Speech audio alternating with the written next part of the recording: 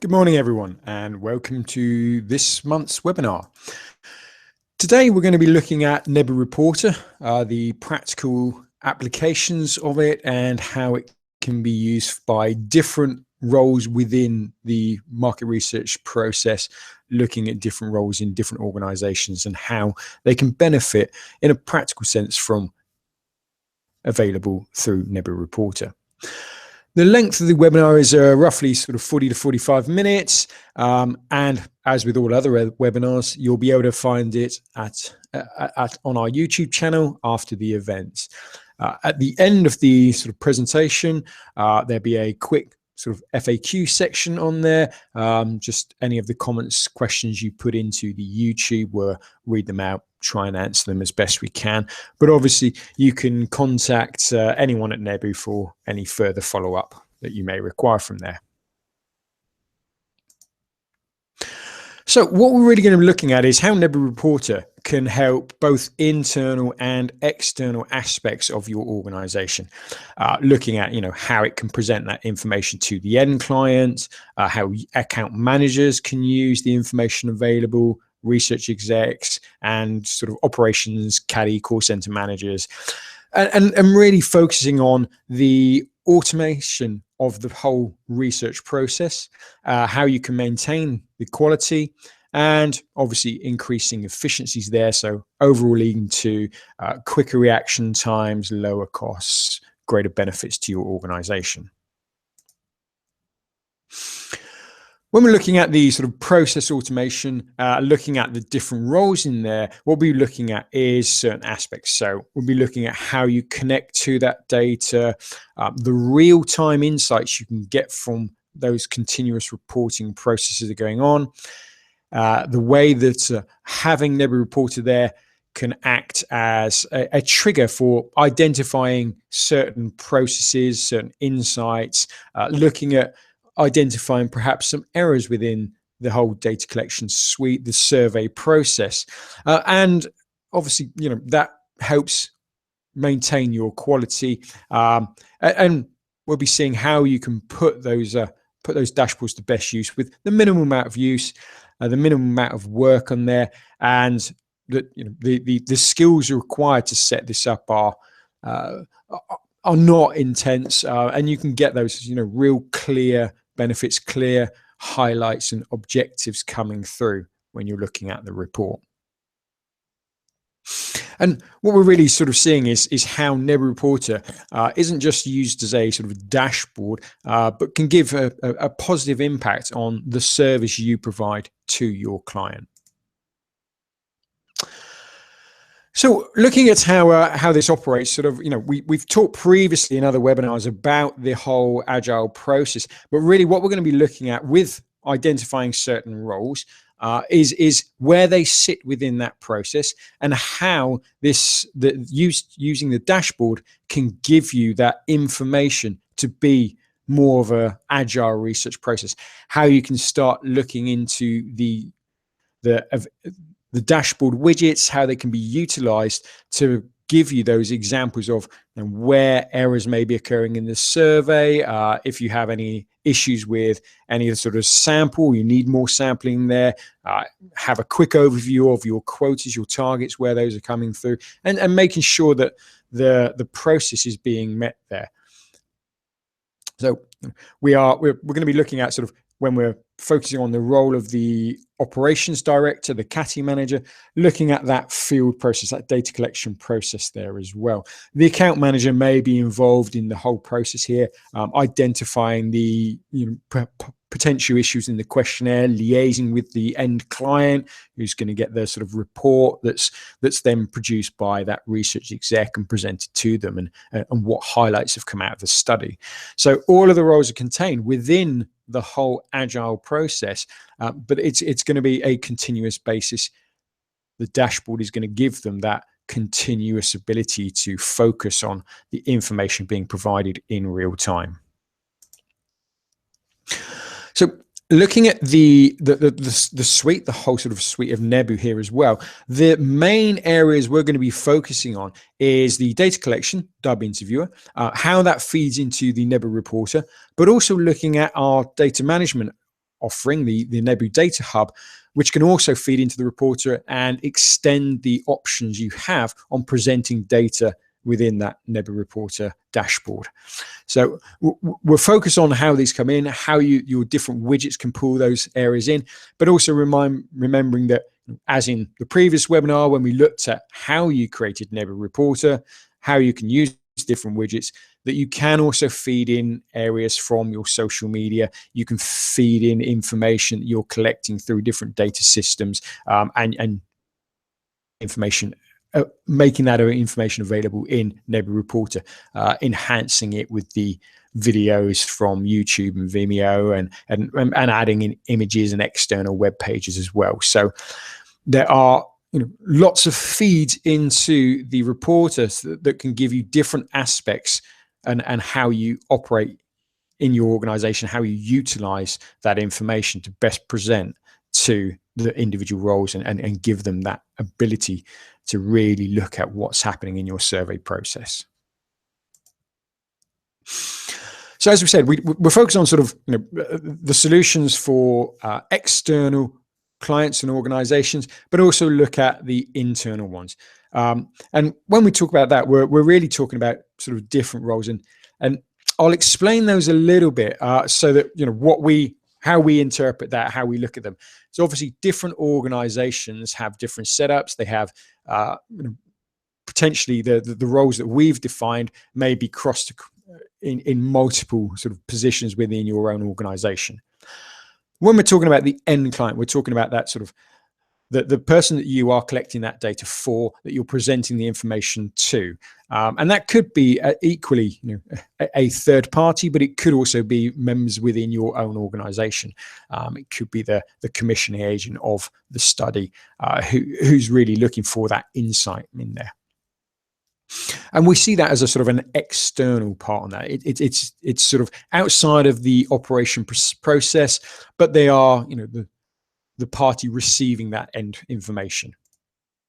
When we look at some of what we say, the sort of the internal ones, we're looking at the sort of CATI manager, the operations managers there, those that are actually controlling the field work, that are looking at running that study and collecting the data there. With account managers, we see these as the sort of liaison between the end client and between those operational processes that are happening. They're the ones that are contacting the commissioner of the study to, if there's any errors there, if perhaps the screen outs are too tight, looking at how sample may be used, if that's provided by the end client, or if there's any sampling that needs to be sort of pulled in, whether feed work is on time or being delayed because of different externalities there. So they're really in that sort of key role between the end client and the field work area. And then the research exec, we're defining that as the person that's producing the end report, the person who's doing the analysis, who will do the recommendations for the end client, and putting together that reporting process. So as I said, we've tried to focus them in those 4 different areas and define how the dashboard can help those different sort of roles. But obviously in your organizations, there may be differences across there. And so, hopefully when we're presenting the dashboards and why elements are used there, you can interpret those into your own organization, your own roles and definitions you have. So first of all, we're going to look at the end client. And this is probably the most sort of obvious example of why the dashboard would be used. Dashboards are quite often presented to the end client so they can see the progress of their project. They can see how the fieldwork is being sort of conducted. You're showing them some of the highlights in the questions that have come out, picking certain questions that may be key to them that they're interested in finding those results on. And it gives them a quick insight into some of the likely outcomes that are going to be presented in that final report. So really what you're trying to do is give them a flavor of the survey.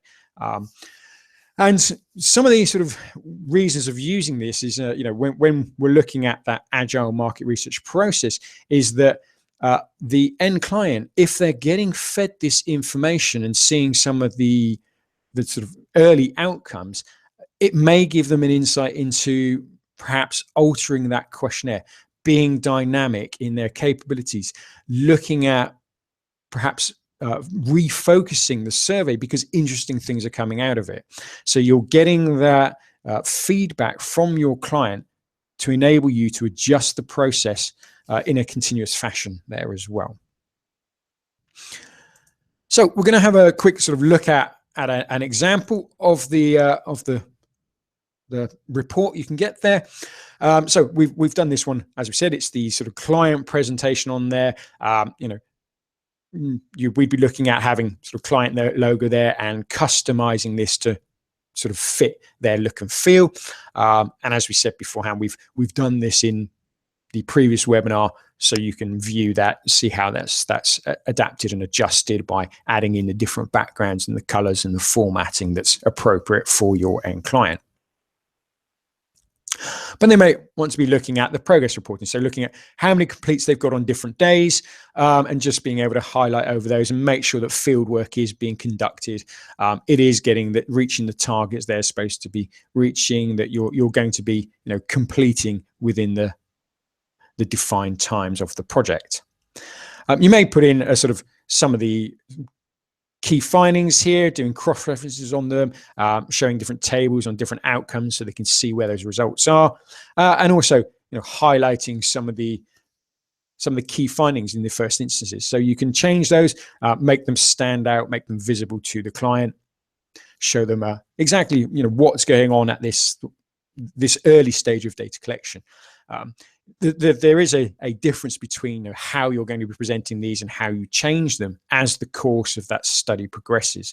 You might find that the key findings you'll update and present those to your client, but it's giving them that ability to have a dialogue during the survey process to make sure that things are going as they seem, that they're getting the information they're tending to look at. And as we show, we can present different charts in there. In some of the sort of later releases of Nebu Reporter, we've got much more detailed and graphical capabilities within the pivot tables, within the charting areas, adding those into the whole counts and the top lines as well. So presentation in a visual fashion is sort of being enriched as we sort of develop the product further and further.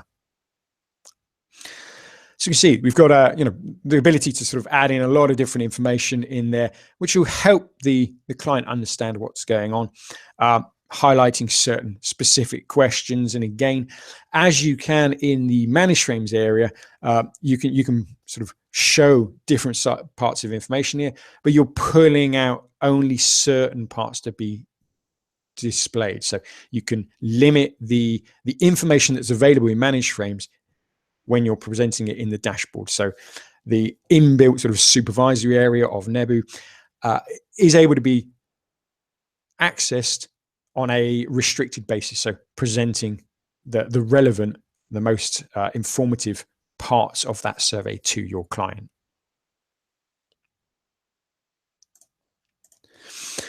So moving on to the CATI, the fieldwork area there as well. What we're looking at is obviously how they're going to run the operation there, looking at making sure that fieldwork is going to meet the prescribed times, that the agents that are working on that particular project, their productivity levels are high, that they're going to meet that target. So having that information on how interviewers are performing, how quotas are sort of being tracked and progressed, so you can then react and adjust your agents, focus them or assign them to the different sort of quotas that are available to let them work in those different areas, and also look at whether you need to rejig your sort of shift works to make sure that when you have appointments, you have the enough agents available to make sure that those appointments are met.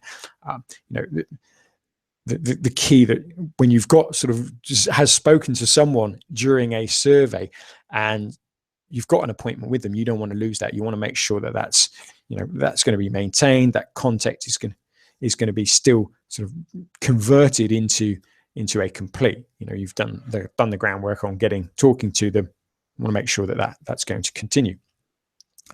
So your operations managers, your CATI sends sort of managers are going to be looking at slightly different information in there. And again, we'll look at an example of the dashboard that's available to them.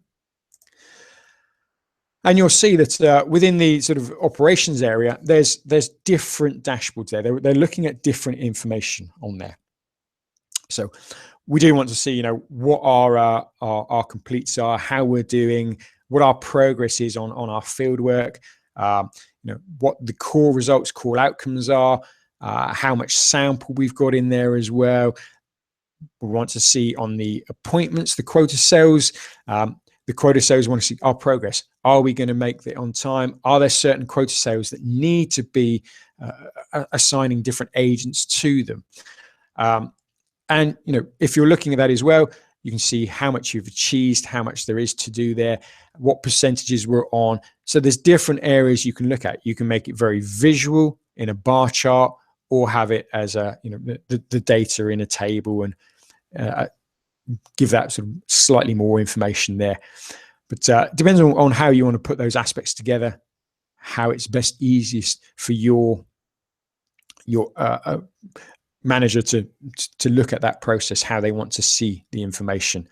And so looking at sort of productivity ratios, seeing how the interviews are working, how much sort of incidence rate we're getting on different days on there, will assist in seeing if you've got the right agents assigned to the job, if working out their productivity, the quotas, and the amount of sort of conversion you're getting there. You can see how you're progressing, whether you're going to meet your targets or not. So having these updated in real time and only having a focus on certain aspects of the information can really assist in identifying your progress, identifying any action that may be needed. And again, this is aligning itself with that agile process in being able to be flexible, being able to adjust on the metadata that you're getting, on the information you're getting fed through in a very easy to view fashion.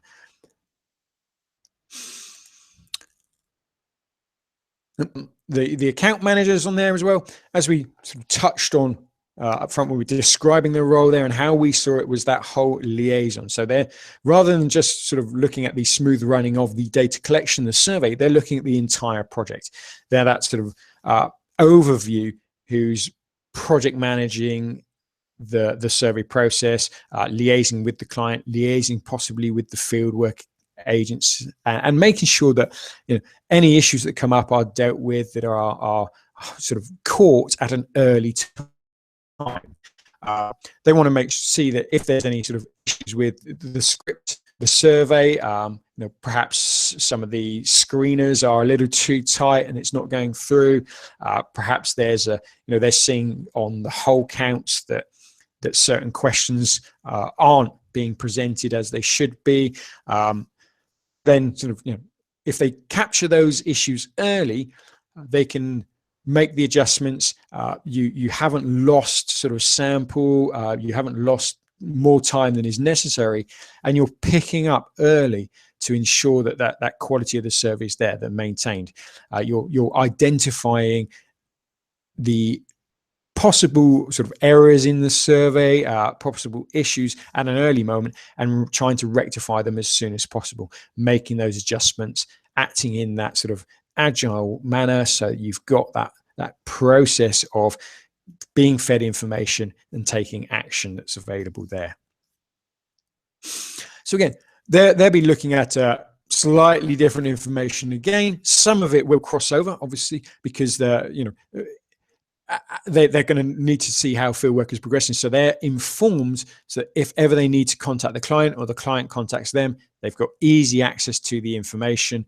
They don't have to, oh, I'll get back to you, I need to look that up, or I'm following sort of the account, the fieldwork manager, and I'll find out what's going on. They have that information to hand, so they can also see, whole counts, identify where issues are happening on there as well. They can look at the counts of individual questions. So making sure that all answers are there, that it's all adding up. And you again can define what information is being shown there, whether they want to be able to see that, average responses or the standard deviation on the responses that are being collected in there. Being able to see all of the quota sales, but then starting to look at perhaps certain questions and seeing how they're crossing out, making sure that when I'm looking at here on different skipped questions on there, I can see that certain areas are happening, but perhaps there's some parts that need concern. Why these questions being skipped? I can start looking at the questionnaire itself, getting more detail into that system there. And again, it's just being able to present the information visually, so it's quick to interpret, it's easy to interpret and react on, is what the sort of the dashboard is looking at, what we're trying to aim for in presenting that information.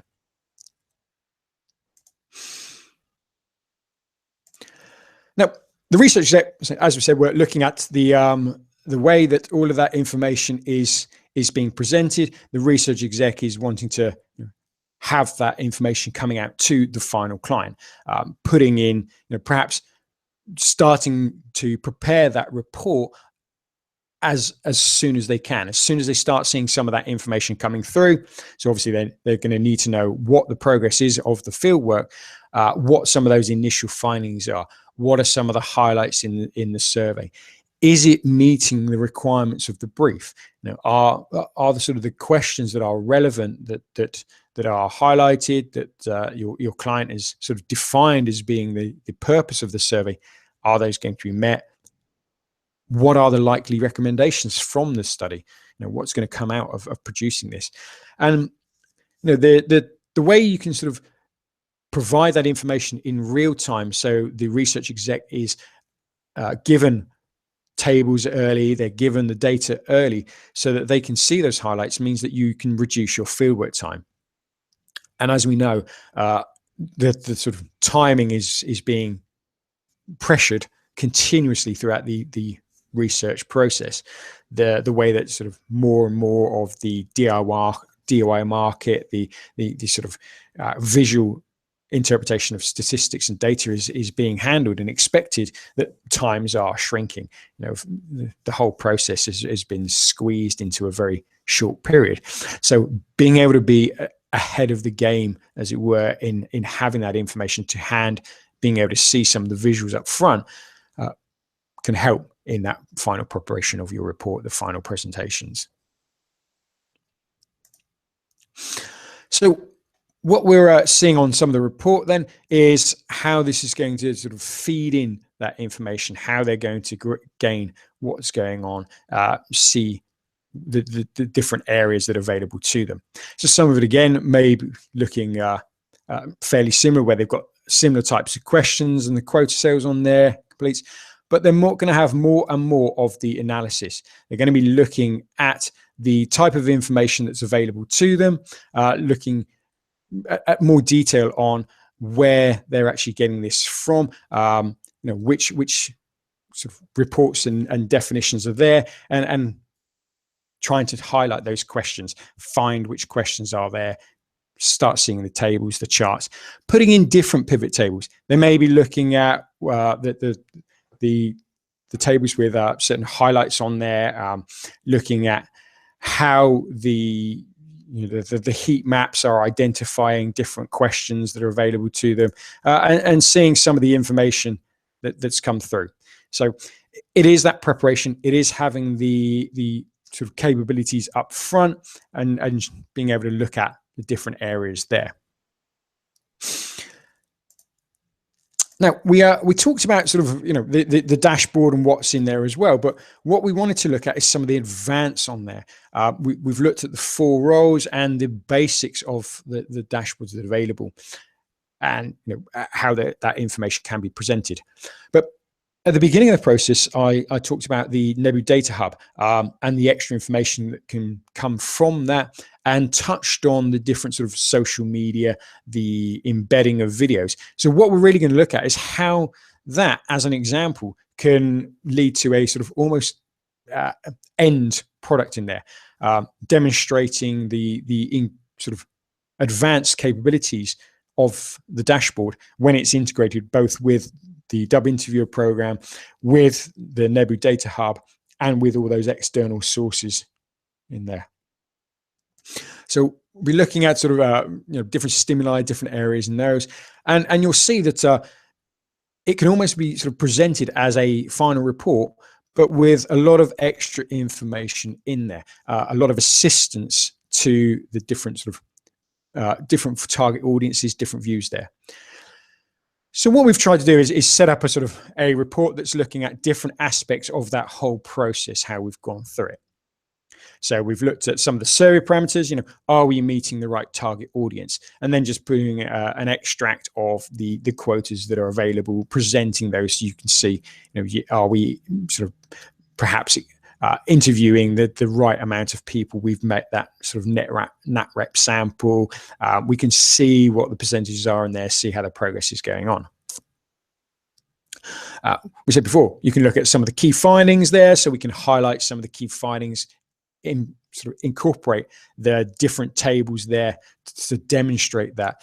As we show here, we're sort of seeing different sort of bar charts within the different choices based on sort of a breakdown of gender. We've set in here the different heat maps so you can see which ones have higher targets on there and easily identify those sort of areas of interest, the larger choices that are being made by the survey process. But we've added in as well perhaps a nice little area where you can see some of the questionnaire details. So, seeing the text of each question, having that as a reference for some of the other data that's being there.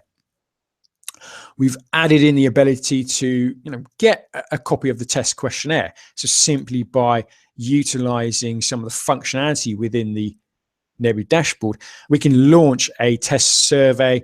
We can see how this survey's working. So directly from the dashboard. So jumping from the dashboard, just launching the test questionnaire there. And then when we can see the test questionnaire, we've got our ability to make the comments. We can run through that questionnaire and still see sort of on the data, what questions those are, how we actually were presenting that information. You may also want to be able to provide that data to your client. Nebu clients will know that within the system, you have that auto export to be able to push data out to an FTP site. And if you wanted, then, you've done the sort of the cleaning of the data, the preparation of it, you've got the filters on which data is going to be pushed out there, but you can easily give your client access to the FTP site.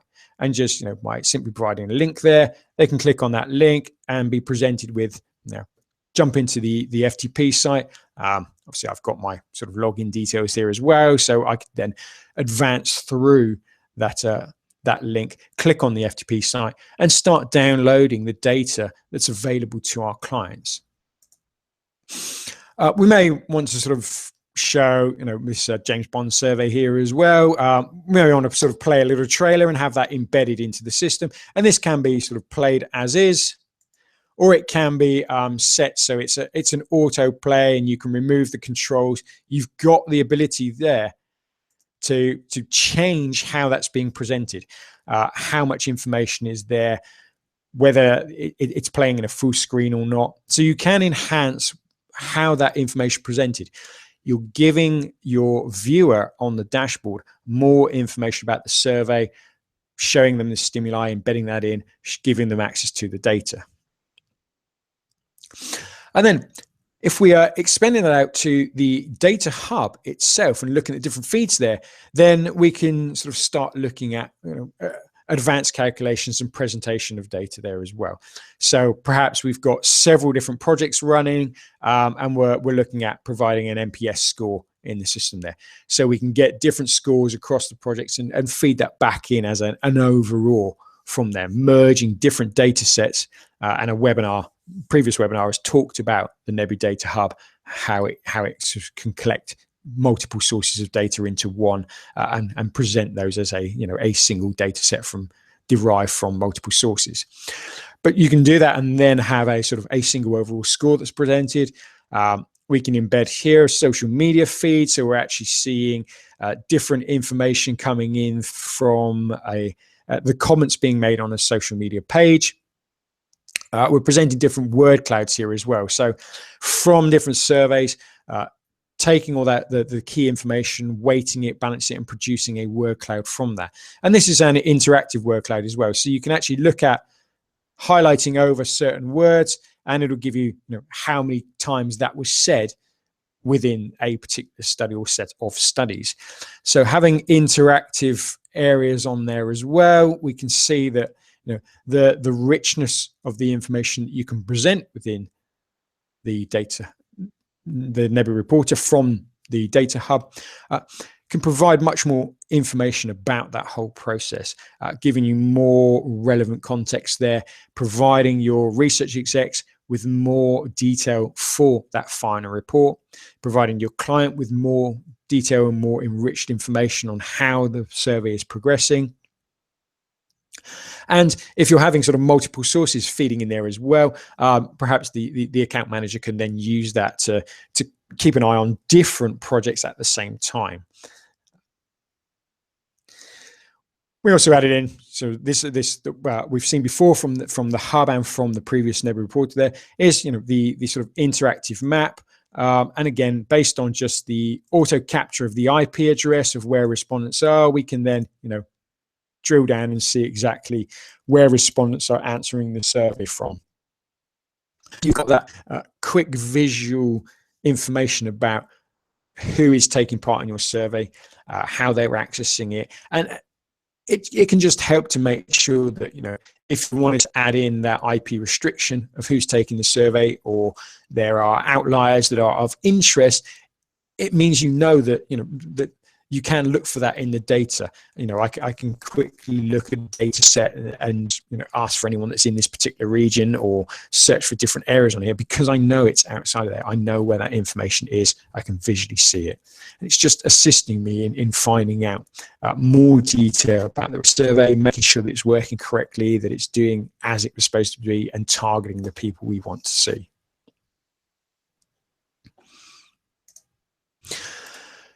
So we'll just summarize what we've looked at today, and go through some of the the findings, recap on some of the information that's been provided.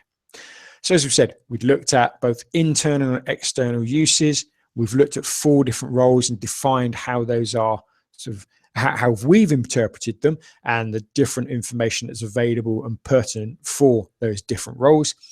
And we've looked at how we can automate this process so that the feeds are coming in dynamically into the dashboard. The information is being updated continuously. The widgets are very easy to set up. And we've sort of gone through the practicals of that in previous webinars. But it is just a simple click of a widget, adding that in, and choosing and defining what's being displayed there. It means that you've got instant overview of what is happening through the process there. You can maintain your quality by looking at those errors early, identifying them, making sure field work is assigned in the right places, making sure that the questions are being asked as they should be. There's not too many sort of skips or unanswered in there as well. Easily identifying if your targets on quotas are going to be met, or if perhaps there's certain areas that are too tight there.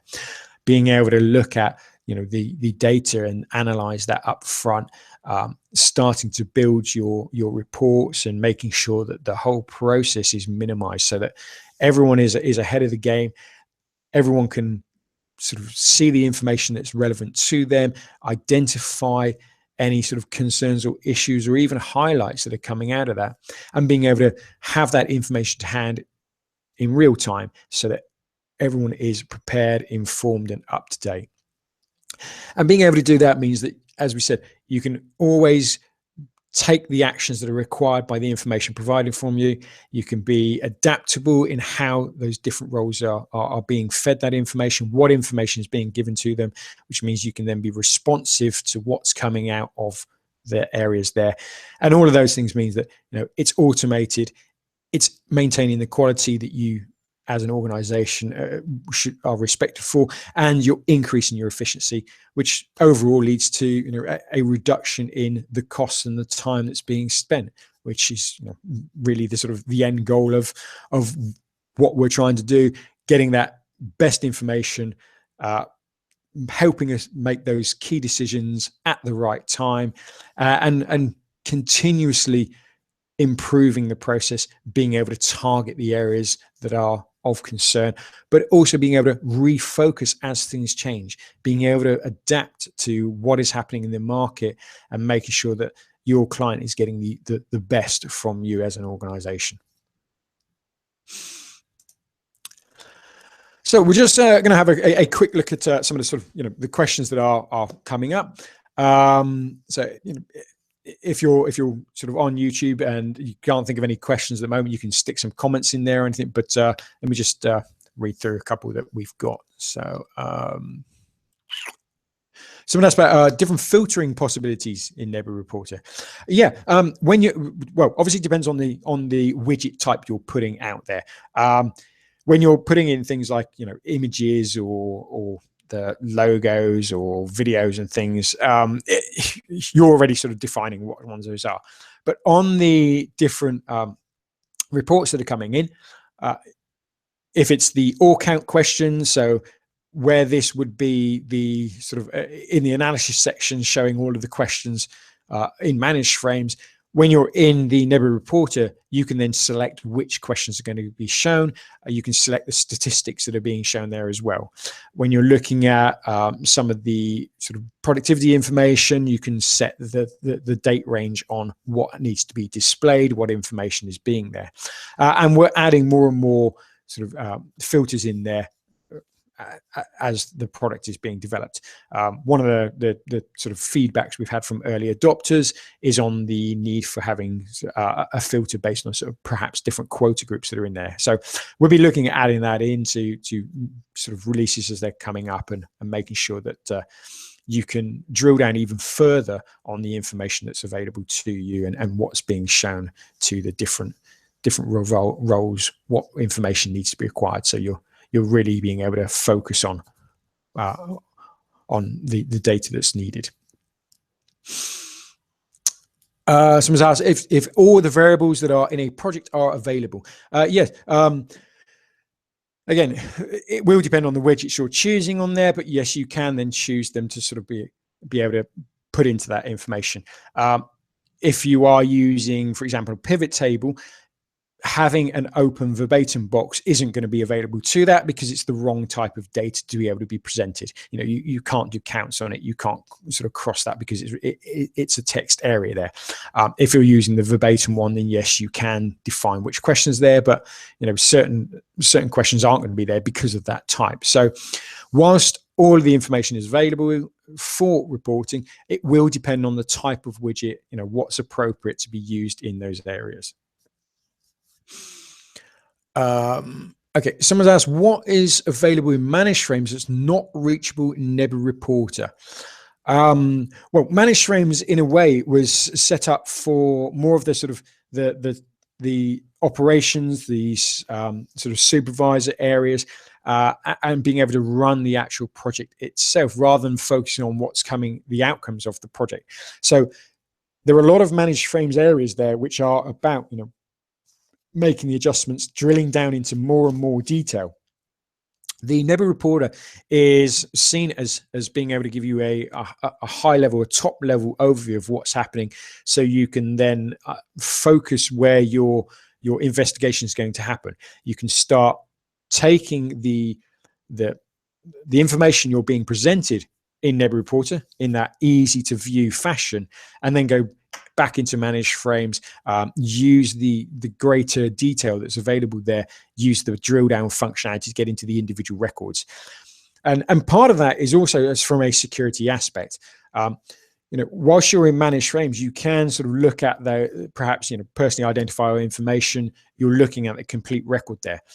Nebu Reporter is designed so you can't access those areas. It's designed so that the information that's giving out in the reporter is secure, it's not personal information that's going to be passed through there. It's aggregated information. So you're seeing the sort of the results on there without being able to get to the individual records. So there is a conscious decision not to have that sort of matched across, have that information presented.